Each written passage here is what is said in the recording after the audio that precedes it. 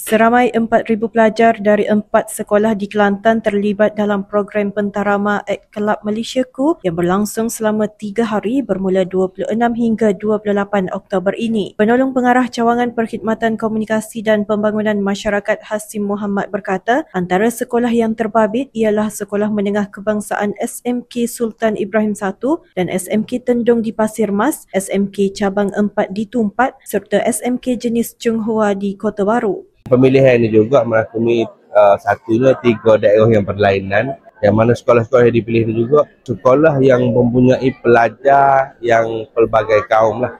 Kalau hari ini di Sekolah Menengah Jenis Kebangsaan Chung Hua, ada juga percampuran untuk program siri jelajah program pentarama X Kelab Malaysia.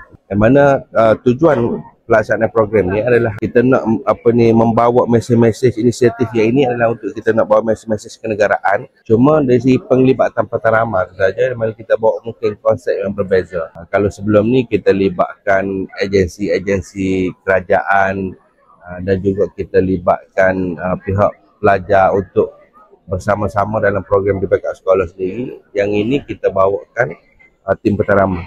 Beliau berkata demikian selepas menghadiri program pentarama Kelab Malaysiaku di SMK jenis Chung Hua di sini hari ini. Hadir sama Ahli Dewan Undangan Negeri Adun Kota Lama Dr. Hafizah Mustaqim. Menurutnya, program itu berkonsepkan hiburan berinformasi dan memberi penjelasan kepada pelajar sekolah menengah mengenai manfaat pelaksanaan dasar serta inisiatif yang diperkenalkan oleh kerajaan.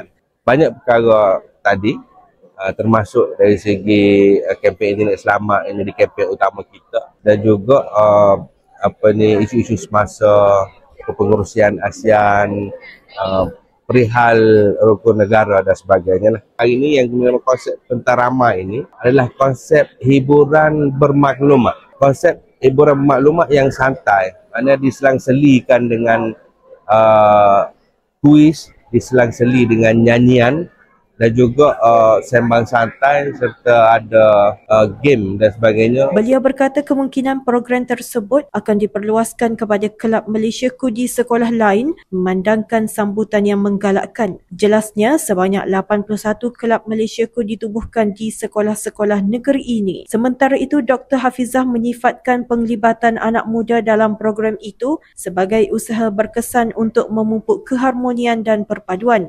Jadi saya dapat melihat bagaimana semua yang hadir begitu terhibur mendengar mesej-mesej rasmi daripada kerajaan. Seorang pelajar tingkatan 1 yang ditemui, Angel Wardah Suvai, meluahkan rasa teruja apabila berpeluang menyertai kuis patriotik sepanjang program berlangsung.